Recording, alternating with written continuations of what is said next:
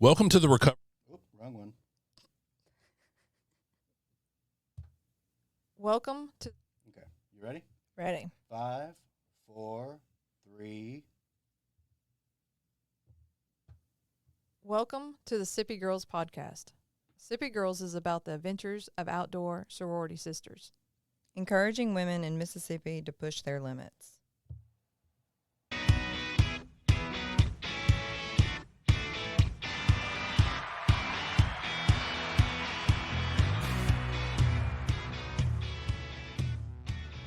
Hey, y'all. Welcome in to another episode of Sippi Girls.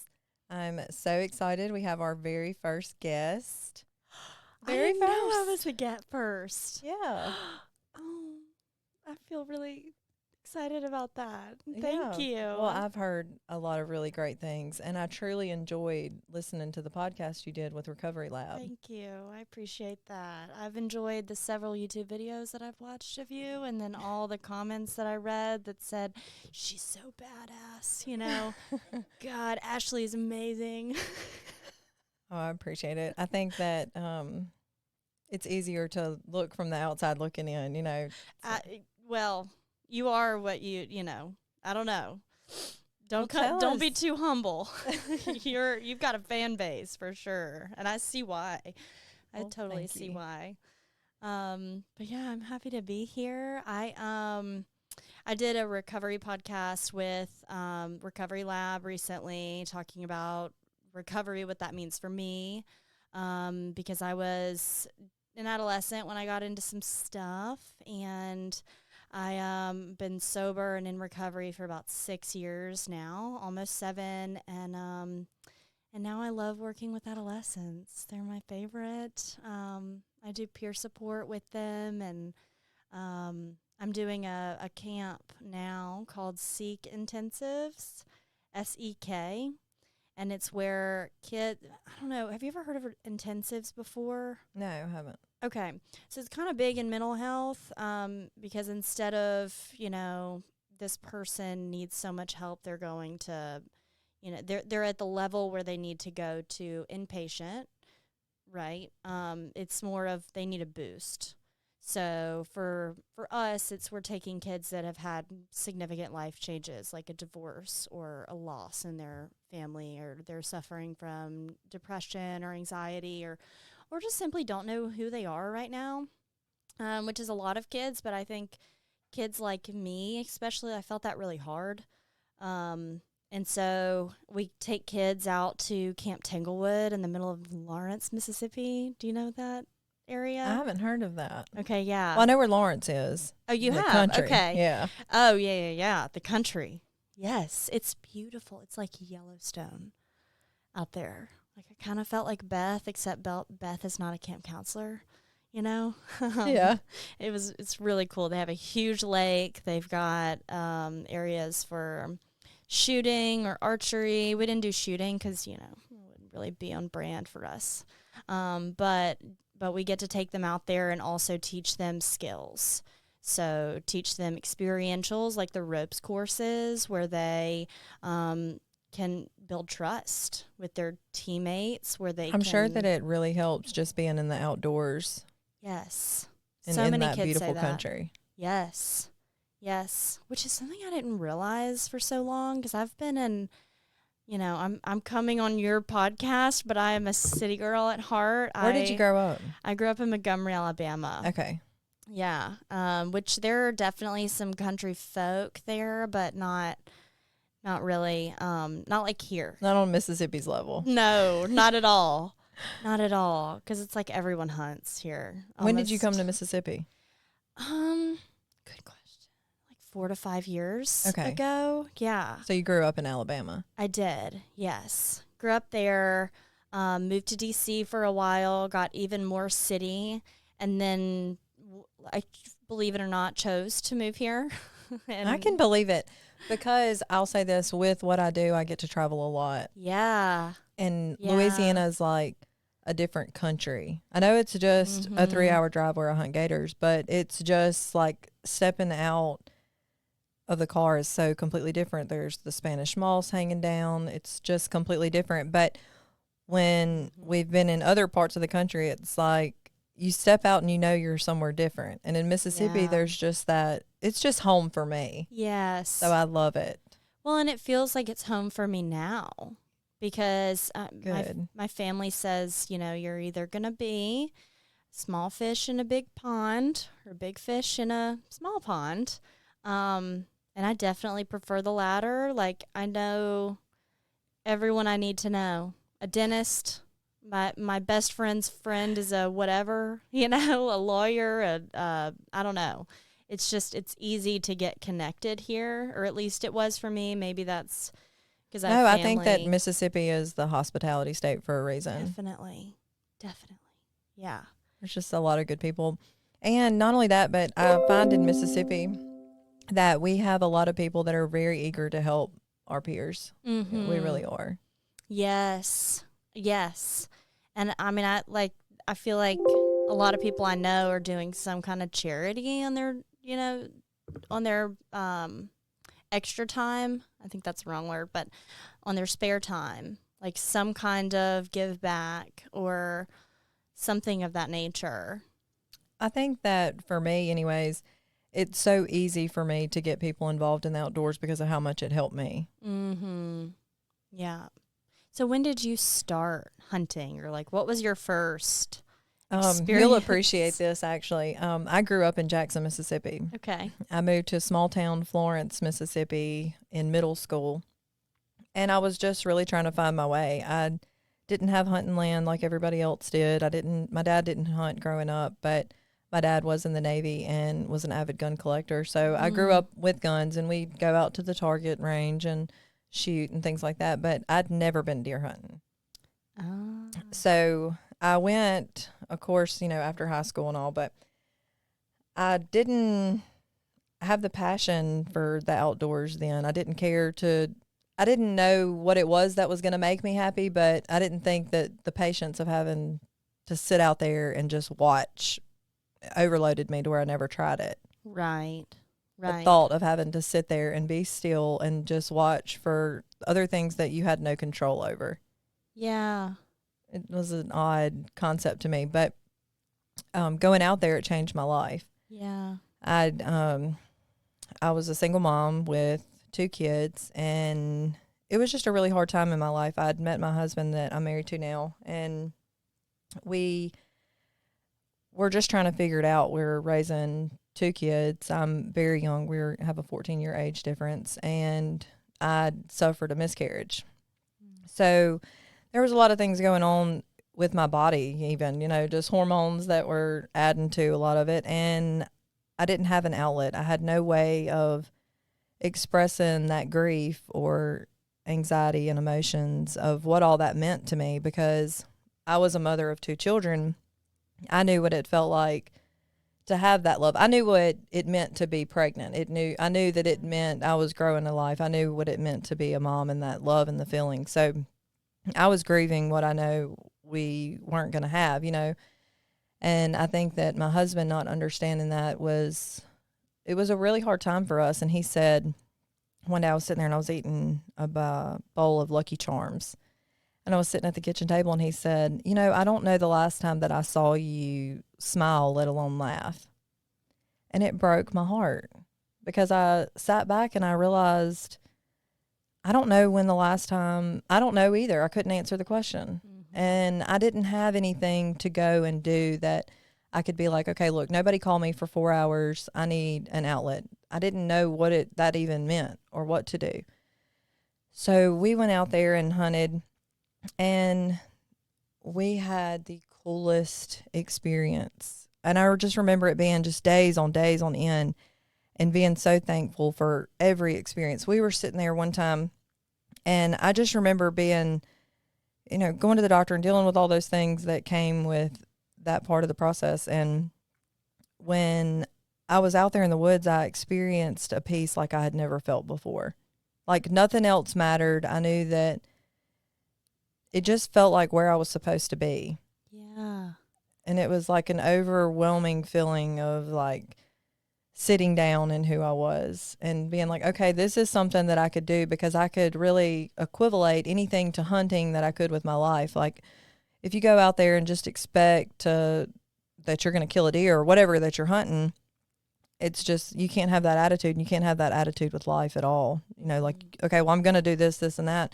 And there's a lot of steps in the process that get you there. You need to know the land that you're hunting. You need to know whatever it is that you're hunting. There's so much to do to prepare for that one thing. And the same as with life, like the things that you have to do that make you the better person every single day, getting up and doing that. I didn't have the passion and drive. Not that I didn't feel satisfied in being a mother.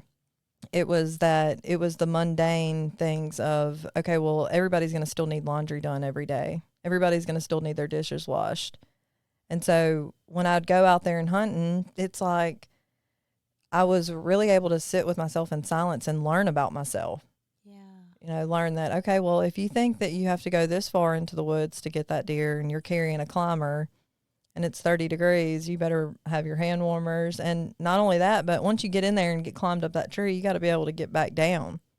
And, you know, if you get a deer, you know, it's just, Yeah. it was really cool to me because it made me learn so much about myself, and it made me who I am now. Yeah. That's amazing. See, I didn't know that was the backstory from you now ending up a star on Swamp People. Well, in Mississippi, it's really hard to get an alligator tag. And so Okay. there's A tag. like 1 out of 10 people that are, well, like if you go by the numbers that they do with the alligator program here I in guess Mississippi. I just don't know what a tag So is. like you put in, there's like 12,000 people trying to get a tag. And that's a permit. Yeah, like Okay, a permit for okay. the gator. Sorry, and then got in it. Mississippi, you get a permit and you're allowed to go and hunt gators, but you can only kill one or tag it, put a tag through it. 1 over 7 foot and 1 under 7 foot. So you only get 1 big gator, but both of them can be under 7 foot. It doesn't matter. But for management purposes Yeah. and conservation, we do 1 gator over 7, 1 under 7. That way they can control, you know what I mean? Because it has to be Right, controlled, right. of course. But I went out there and I'd gotten one of the zones that was just not going to be a great zone. It's like, no, nobody wants to take you. Everybody wanted to go alligator hunting, but you got the wrong zone. So, And I found this crew of people, and they call themselves the River Reapers. And they'd been alligator hunting, you know, for years and taking people and getting tags to take people. So you found these people out in the woods? I just searched them up. Okay. So you didn't just see them in the woods? No. I Okay. wish. I'm visioning like you just ride up and you see the River Reapers and you meet them and they take you I in. would, though. This was online. Yeah. Yeah, okay. Yeah. But it would definitely, don't put that Okay. past me. It's I a good don't- question. Look, I'm going to be asking the questions that people who don't hunt or, you know, that don't like bugs have. That's the role I'm going to play right now. Because I have no idea. But okay, so you meet these River Reapers. The River Reapers. And we went down there and hunted every day. And we're in Mississippi, you want to hunt at night. Just the bigger Right. gators are out. And because you can. In Louisiana, Mhm. you're not allowed to hunt at night. And we ended up hooking onto this gator, and it was massive. And we didn't know it at the time. Like in Mississippi, you have to catch it with a rod and reel and a treble hook. It's just this massive hook, okay? And one of the guys that's on the boat just, you know, like lops it out, and it comes down up underneath the gator's belly like this. And where the softer spot is, it makes it to where that hook can really, you know, sink into their underbelly. That's the softest place on them to grip it. Okay. And they're so tough that that doesn't bother them at all. Like this gator in particular, anyways, he didn't know he was caught, this one. We just got it in there ever so slightly without making him mad. And all of a sudden, our boat. He did not know he was caught. No, well, he found out real quick. Okay, all right. So he gets caught, and he just starts walking the bottom of the river. And I'm like, wait, the boat's moving, and they're like, yeah, we got a gator on. I mean, it was to the point of we were trying to get it. I mean, it was just like we were stuck in a stump. We were going to try to get it off. You know, we're thinking this guy's about to. We got it hooked into a stump, and now we're not going to be able to cast on this gator because we're stuck on this log. So we're like actively trying to get it off of this log and stump, whatever we thought it was caught on. And this gator had been underwater for so long, he hadn't had a breath. He came up to the surface and he growled. Look, when he let that breath out, Sarah, oh my gosh, I get anxiety to think about it. He come out with, and it was just the scariest sound. It was like a dinosaur was on Jurassic Park. Not Swamp People, Jurassic Park. He came out of that water, he was just like, and he just like surfaced his whole body. And it was like, it was the most incredible thing I've ever witnessed. And we had to get a snare, and like you have a snare, we had a metal snare, and you have to have them in a snare before you can shoot them in Mississippi, because you don't want them to sink to the bottom and not be able to recover it. So Right. we get the snare on. I mean, and this gator's just as live as he can be. And I mean, we're like literally going down the back of his head to get this snare onto him.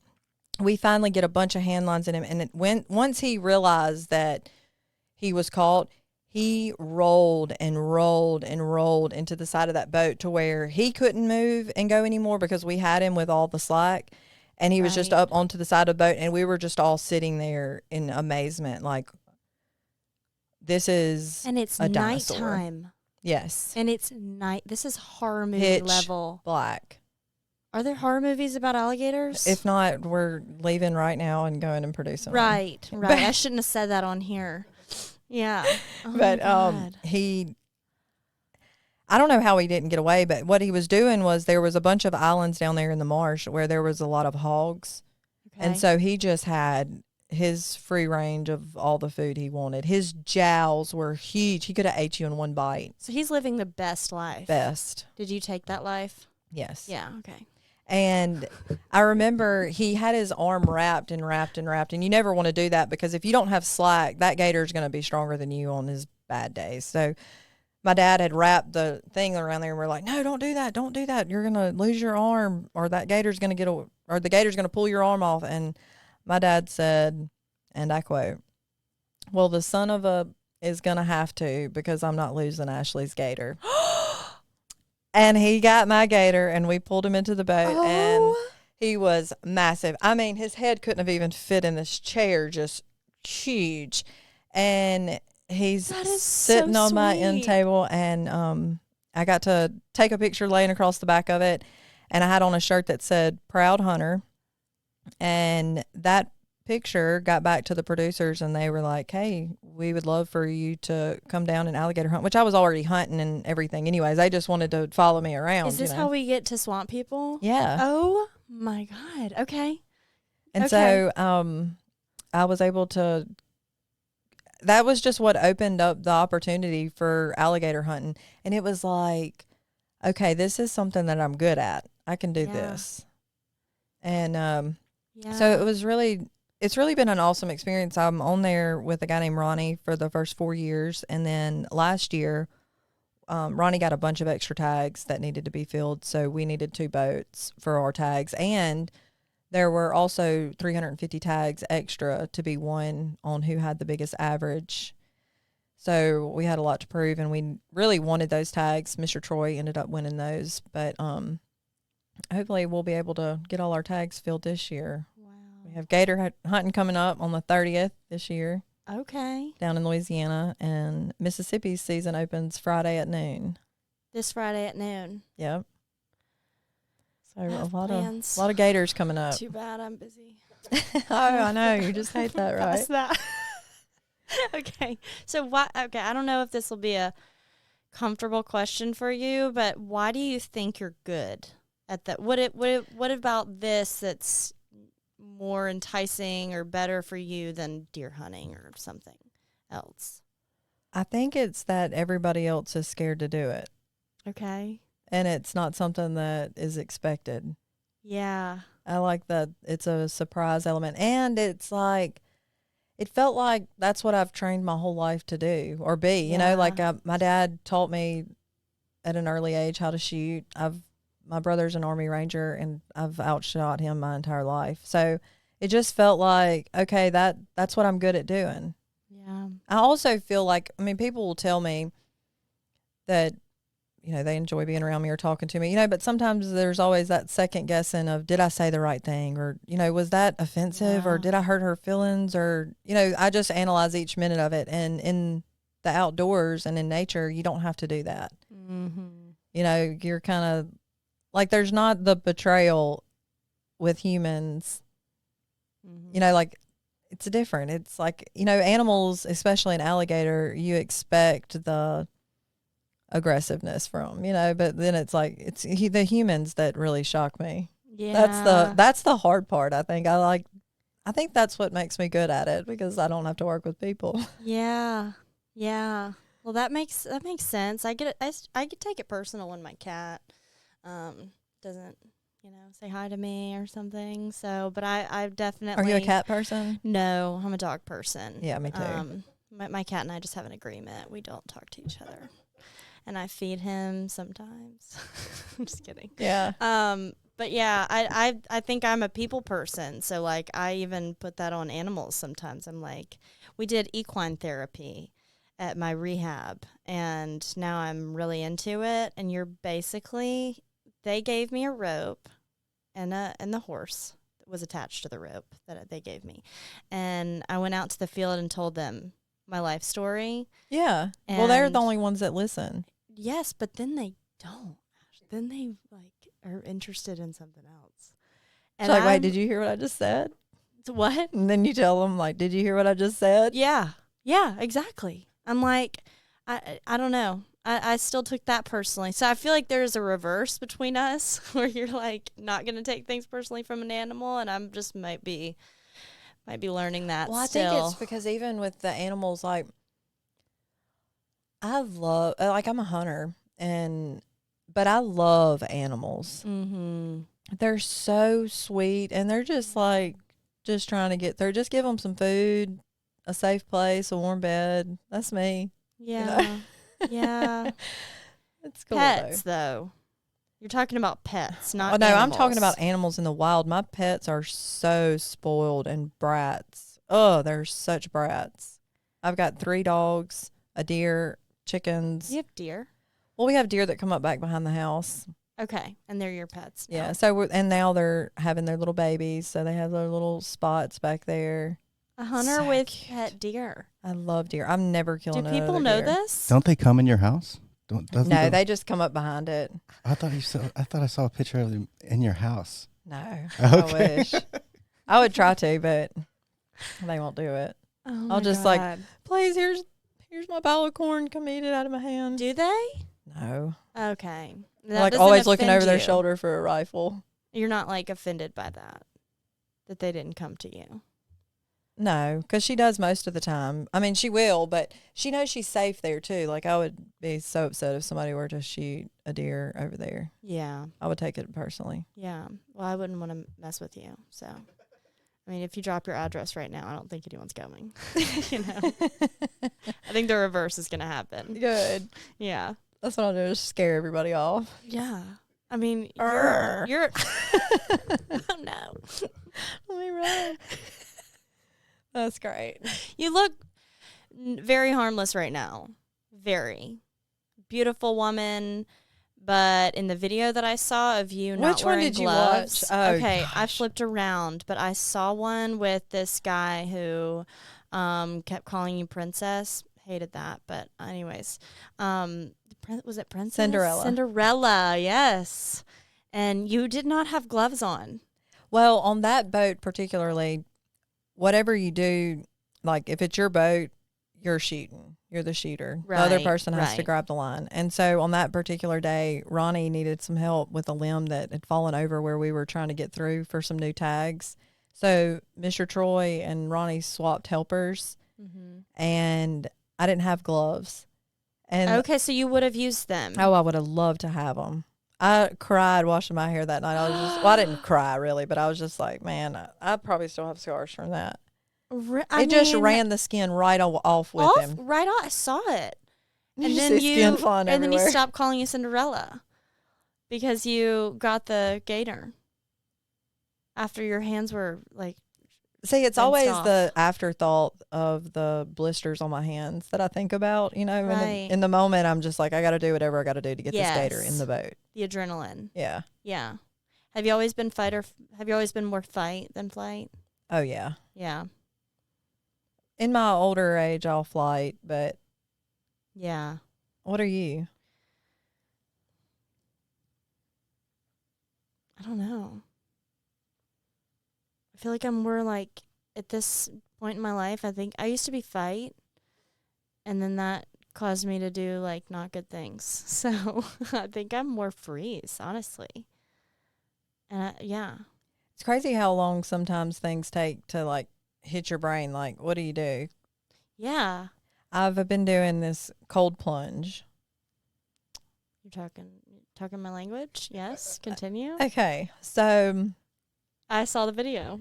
all right. So you watched it. Yeah, it was the best. Have you ever done that? I do them 2 to 3 times a week. You do them? I love them. Oh, I love In this. fact, our Seek camp, all the campers, we're doing roundup activities 6 months out. So we do we're going to do 2 months, 4 months, 6 months. And we just did did I say, okay, whatever. We just did our roundup activity, and it was an ice bath because there's a dialectical behavior therapy skill called TIP, TIPP.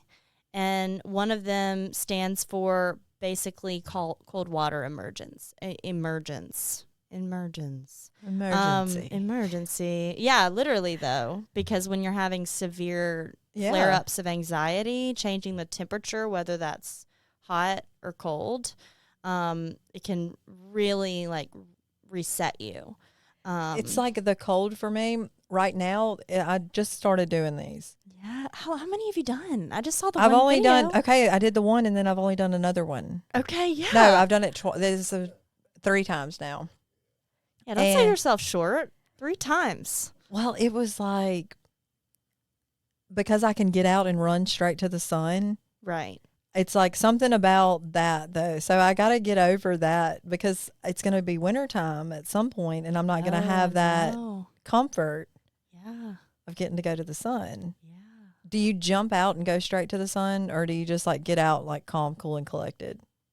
I don't know about that. Back to that fight, flight, or freeze. I just freeze and I stay there. I just kind of reconsider my life. Why did I agree to do this? But if I also, because I don't know.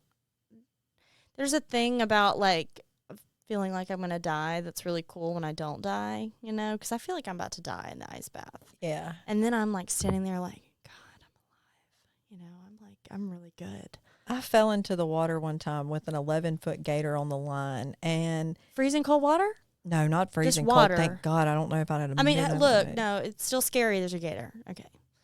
Yeah. But it was it was kind of like how a cold plunge would be, I guess, though, because I fell in and I kicked the line where he was trying to get underneath the boat and trying to cut himself off on the propeller. So he's real good and mad. And I was reaching to grab the line and I just overcompensated and the balance just ploop right in. And I remember kicking the line and just thinking, this is it. This is it. Just waiting to see where the gator was going to get me. But then it's you click too, and it's I think I got back into the boat as fast as I got out. Yeah. Yeah. A lot of near-death experiences. Yeah. How old are your kids now? 15, 12, and 8. Do they know how cool you are? Are they figuring it out? It's really funny because they'll come in there and they're like, I just watched you do this, this, or that. And then they'll ask me, did you really do that? Or somebody will tell them that they saw me do something. But they all go out there and watch us and they just think it's normal because they know that this is just what we do. Right. Yeah. So they don't think, they don't understand why people would stand in line I don't even understand it sometimes. But, I mean, we were sitting there and people, they stand in line, they want to take pictures, and I enjoy that so much, but it's still so hard for me to wrap my mind around why somebody would want to meet me, and talk to me. So it's it's really a battle with my mind a lot of times too. Oh, I can understand. Yeah. I can see that just because you're a very calm, humble person, We're about, 20 minutes in? Like, I can tell that. You were just so humble.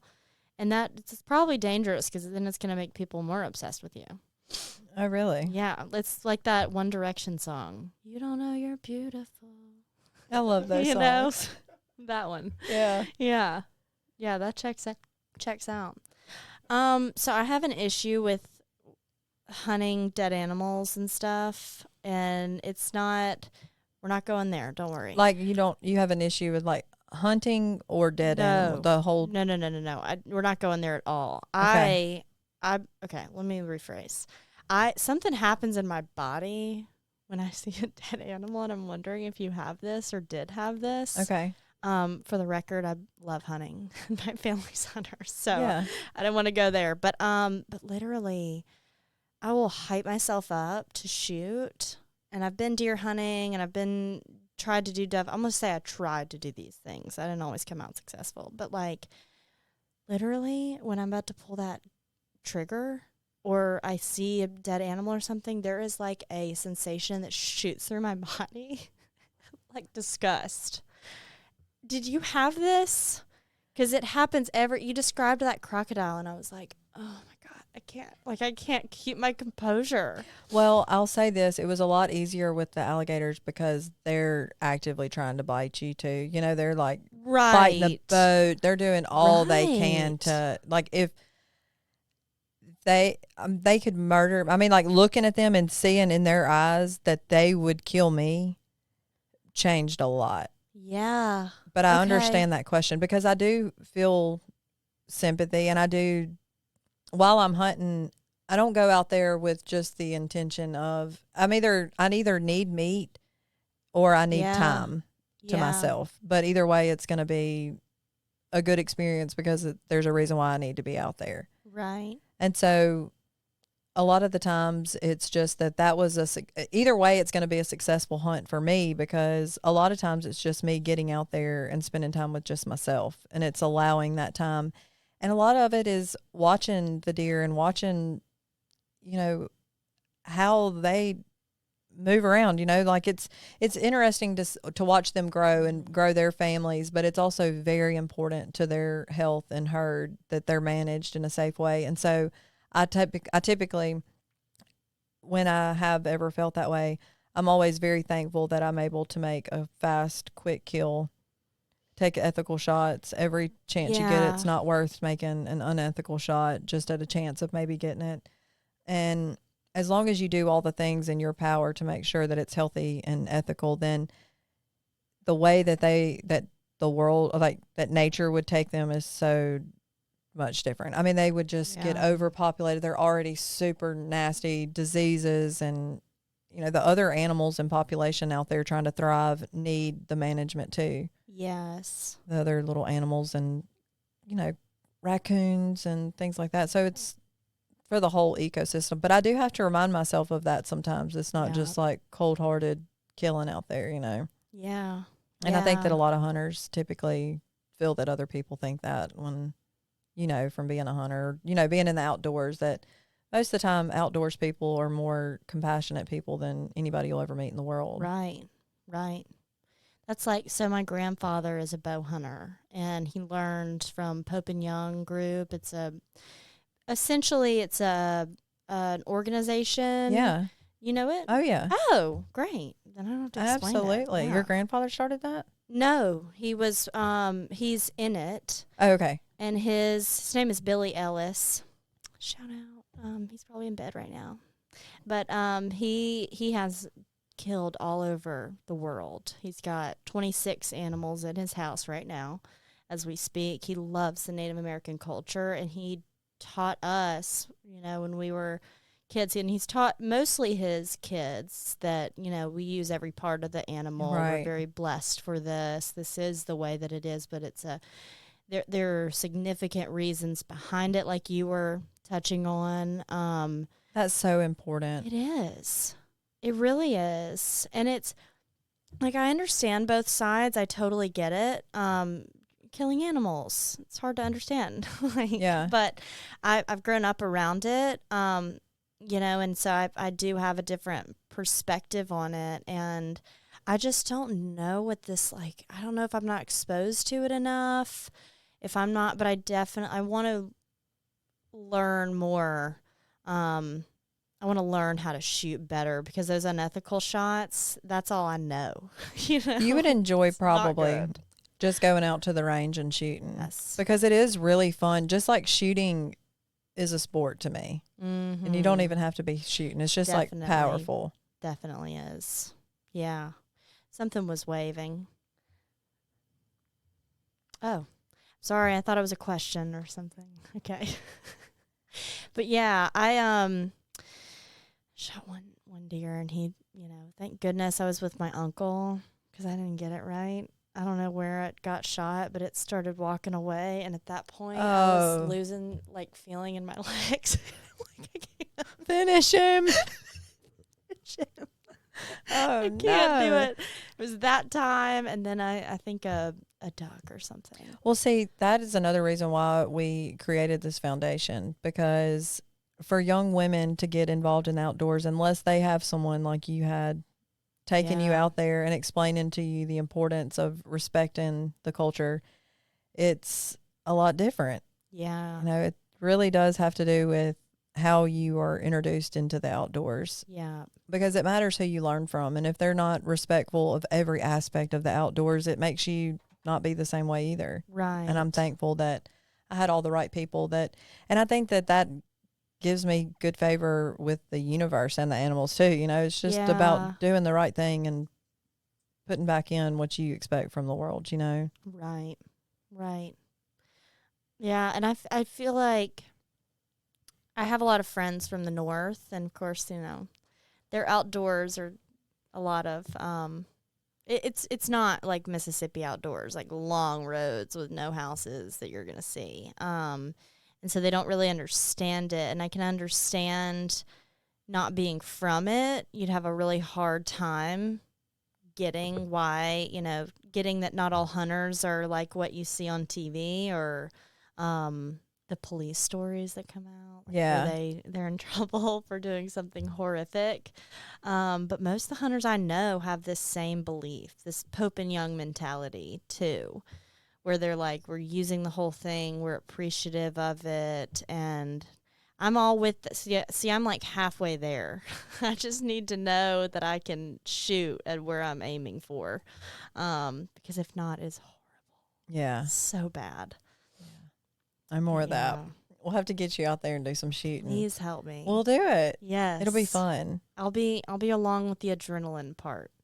And then, that's we'll what'll get me there. We'll do some little courses where it's like a couple of like little fast draw things too, where you get to this one and you got a fast draw, and then this one you got to shoot around that target. It'll be fun. We'll do like a little competition, like a little drill type thing. Yeah. I love that. Okay. Well, I've learned a lot just looking on my own about you and about Swamp People, but I don't know a whole lot about the foundation. Well, we just started it, and it was just something that 5 of us women were sitting around talking about on a women's panel at the Mississippi Wildlife Extravaganza. And it was all of our backstories that led us to the same place. Yeah.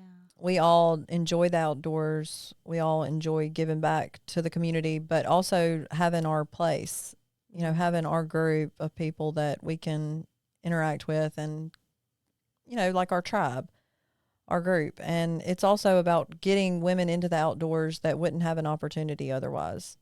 I don't want them to feel like there's any stipulations with any guys just because they're wanting to go hunting or fishing. So just opening up that avenue of being a place where women can get together, learn how to hunt, or even just opening up the avenue to be able to attend certain events that are a group of women that are all like-minded. We are all about, we're in about our 30s, but that's just the women that started the foundation. We have a group that was the original members, and then we have the members that are joining, and that's just the growing every day. Yeah. And it's really great, and I'm so glad that you came on here and talked to me today. Thank you. I'm so glad that you came. Happy to have been here. I'm sorry I didn't have any more interesting stories. I feel like we just talked about me the whole time. I wanted that. You got right around. Questions. I came in and I'm like, I'm going to interview you now. You did. You took over. Well, Yeah. I enjoy getting to talk with you, and I'm looking forward to talking with you more. And maybe we can do some of that shooting on the podcast. Please. Yes. And you can help talk me through that feeling in my stomach that I get when you pull. We'll get Danny to come with us, and we'll put a microphone right here, and I'll Yes. just you'll just have a dead eye in your ear. Oh, I love it. Cold helping you plunge channel- first. Whoa. Cold plunge first, Whoa. and then we go shooting. Don't over baby steps. I'm down for that part. That'll get me rolling. Yes. The cold plunge? Absolutely. And then we're going to eat a California Reaper. Are you around Carolina here like Reaper? locally? You I don't have to am, yeah. say, but okay, we're cold plunging. Yes. I'd love to. What are you doing tomorrow? Tomorrow is Wednesday. If you think I'm not sneaking in a cold plunge, like 10 minutes is all we need. True. Let's do it. Okay. All right. Y'all be looking. We're going to be on here very soon doing a cold plunge. And hopefully y'all will get to see more of her soon. Thank you. Thank you for having me.